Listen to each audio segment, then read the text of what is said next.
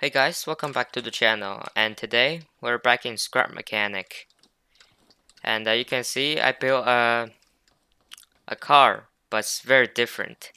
You can see there's a lot of bearings in there, and you might think that it's a complicated suspension mechanism, but it's not. It's a lowrider. Yeah. So I never built a lowrider before in Scrap Mechanic. There's one time where I built like a jumper type of thing. It's basically a platform that have 4 piston on there that drives and jumps, but it's not really a lowrider because at the time I'm pretty bad at scrap mechanic, so I couldn't really build something like this. And now I'm like, I don't have a lowrider, so I built one, and I think it's pretty cool. Of course, I cannot drive. This thing got a pretty weird suspension in there. It's not really a suspension. It's kind of like a rod and a piston that push it down. This is basically it. And normally, if I would use this as a suspension, I would replace a piston as a suspension piece. And right now, this car don't have any suspension. It's just using pistons to push the rod down, and the wheels will just push down. And I also have a little camber in there also, which I think is pretty cool. This is very simple, just two bearings, and these ones, this bearing is only the engine bearing that power the wheels, and this one's steering bearing, and that's a camber bearing. And these two just for the piston, so it can push down and move. And the back is a bit different. The back suspension, it's got like a solid axle type of stuff, and this car is not odd width, it's even width. So the middle, the axle is not in the center, it's kind of a opposite axle, which I think it's fine. It doesn't really bothers me that much because there is cars that are built that way, and the center diff pumpkin is not in the center. It's on the side, left or right, doesn't really matter. So it works. It's got some bearings, just like that, and this thing, not just that it can push up and down, it can also push side to side. And you can see this thing actually twists. This piece and this piece have a bearing in the center, so it can twist around. And the piston also have a lot of bearings itself. You can see. And there's some logic, but it's not really complicated. It's just logic for the buttons. So this thing can do this, and you can also just drive them like this. Just drive it sideways. I don't know why, but I think it looks cool. And this is my first lowrider. It's made out of metal, which is pretty heavy. And the first version of it, I actually used 2 pistons, and that's why you see there's actually 2 pipe pieces, but I didn't remove it because I think it looks pretty cool. So if you look under it, I actually put 2 pistons over here, but it doesn't work out that well because I want this to be somewhat realistic because I need this front bar piece. If I put another piston in there, I will have to extend this whole system forward, and that's not gonna look that great. So it's not gonna work. And I realized that 1 piston actually still works, but it's a bit too weak. If you look at there, it's got a little bit play. It kind of moves up and down a little bit, but I'm like, I'm kind of okay with it. You can see it's kind of weak, but it works. And you know, it can jump pretty high. It's not, this piston is not on max speed yet, because if you put on max speed, it just goes crazy. It's not realistic. If you look at a real lowrider, this piston don't really push that far or fast. They only push for a little bit of distance, and they don't push that fast. As long as that it can move up and down and make the car go up and down, that's enough. So it doesn't really have to be that strong. And right now you can see it can jump pretty high. If it's in real world, that's gonna be crazy, because in real world things break if you have one of those things, and your cars are extremely heavy and you got this super strong piston that push it up and down like this. The joints, the bearings, it's gonna break. And if you're using bushings, well points will break or bend. Things just break easily in real life. And the way I designed it, I look at some of the lowriders online, and I use the blue color. And the main thing that I designed this is I use some of my other creations, and you can kind of see why. You can see the fender, the wheel guards, took some ideas from it. And also the face. The face, I took some information out of this car, rally car, on the face. And also, this is my drift car. So the drift car got a little bit camber, which I put it in there. And also you can face the right here. The corners are round. I also rounded out the corners on this one also. And it's a pain in the butt trying to make something that looks smooth in Scrap Mechanic, because right now this thing don't have any mods. I'm not using any mods on this one, but I'm using mods on this one. But still, you can see right here, I tried to make it look smooth, but I couldn't really do it because I'm not good at making things that look good. As long as that they function, I'm good enough with it. Now, lowriders, they have radio systems, and they can play songs and stuff like that. My drift car, not sure if you can hear that, it's got Baby Shark in there. Yep. So that's pretty cool. And my rally car is basically a normal car with a very nice high travel suspension on there. Extremely soft, very cool looking one, and it does wheelies super fast. I made some of the videos about my drift car and my rally car. You can search it up in my channel. And this is how I designed it. I just used those cars and to design this.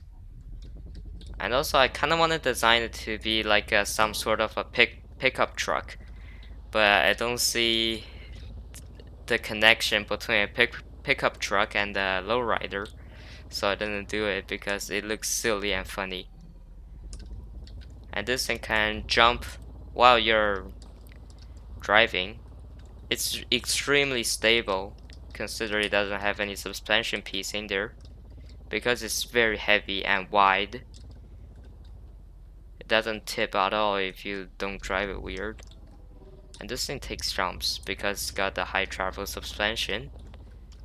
Can't really call it suspension, maybe call it like a piston suspension, because it can jump like that.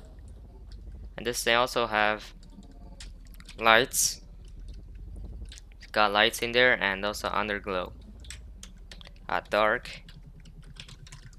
It looks pretty cool. The lights don't really stand out that much because I don't know why. I think it's the way I placed them, so the lights isn't really that strong, but it's good enough for me. Look at that sick jump. You can almost use this as a off-road vehicle. And if you want some very nice cruising. Oh, how did that happen? Well, there's a good view of the underglow lights and the chassis. I'm using these super heavy concrete because I want this thing to be pretty bottom heavy so it doesn't tip. Because without that weight, if you do it side by side, like this. On the side ones, they tip. Let's drive it like this. You can see the front wheel just off the ground. That's pretty cool. You can see all the axle and the pistons they're pushing. Very nice.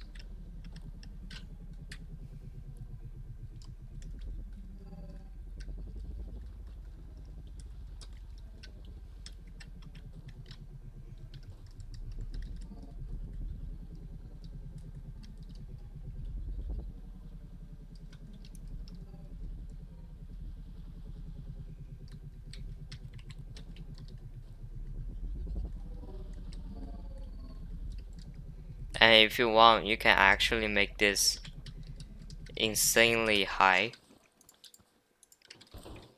because these pistons are adjustable. You can make it, maybe let's go 10. I don't know if that's too much. That's more than double than it used to be. Let's see. Which button is it? I think it's 8. No, not 8. 7. Oh boy. Oh boy. That's not looking healthy. Yeah, don't matter. Let's drive it.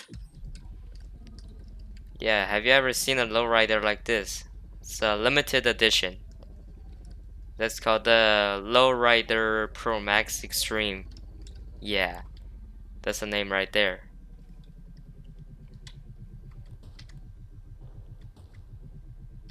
You know what? Let's lower the piston down a bit. 7 is pretty good. Let's see, how about this? Yeah, you can see you can really make the suspension really high. Like, this is insane. The little dwarf dude in Smart Mechanics, it's so funny. The car is really big, including the wheels. And look at that. That's some sick cars. Oh right, turn the lights on. Yeah, drive this around. Well, it's scraping on the front bumper. Lower it down a bit. Is that better? Yeah, that's a bit better. That's looking sick. You've seen this driving around on the street. Yeah, that guy gonna have a good time. Yeah, that's pretty cool. This thing also is kind of heavy on the front, not the back, because I want this to be a little bit front heavy, because that's how the real life car are, because they put the engine up front, all the hydraulic system on the back seat. This is the spot right here is where they normally gonna put it, just around here somewhere. It's all the battery and all that, the wires.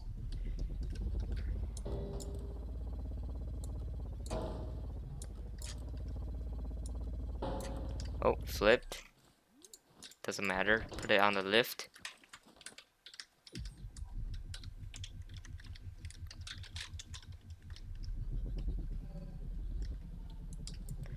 And the best thing on this car, let me just spawn in a new one.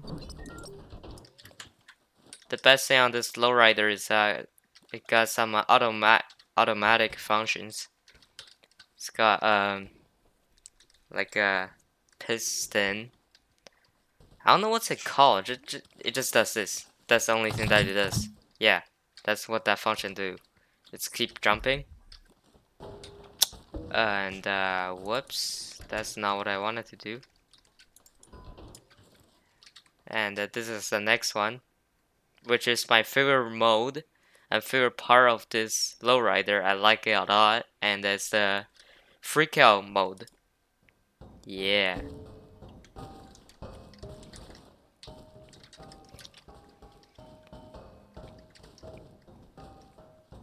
If this is on the street and then you saw a lowrider does this, You better take a photo of it and send it on YouTube. Yeah. Alright. Turn the lights on. And do it at night. This is kind of ridiculous. You can see the logic gate just freaking around. And all these stuff is controlled by this loop back here. That's a loop for the freakout mode. And the mode for the front wheels is these logic gates. Just pretty simple. And you can also drive when it's at freakout mode, just like this. So funny watching a car jumping around like this and driving around. Oh yes, if this is in real life, your tires and rims gotta take some damage, and including your other systems. Oh yes, it looks kind of silly.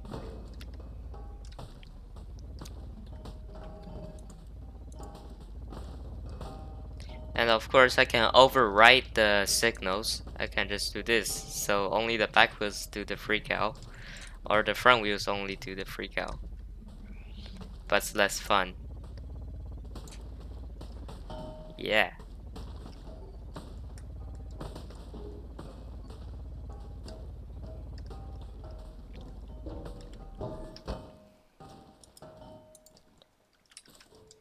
This is it for this video. This is my Lowrider. And I put some comments down below. Subscribe if you like my channel and videos. Like the video if you enjoyed it. And just put some comments down.